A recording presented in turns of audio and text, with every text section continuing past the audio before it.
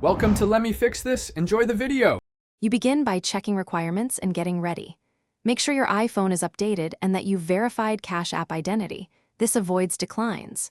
Open Apple Wallet and then open Cash App so both apps are active. You'll need the Cash Card screen handy. Once done, tap the Cash Card tab in Cash App to reveal card details because that's the entry point for linking.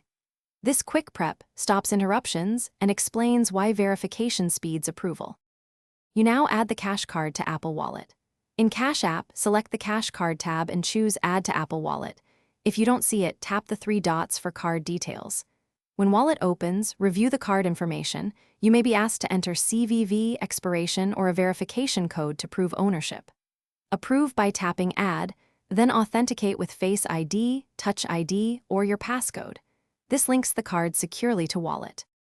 Finish by verifying the card in Apple Wallet. Open Wallet, find your Cash Card, and set it as default if you want quick payments. Test with a small purchase or use Apple Pay in-app to confirm transactions go through.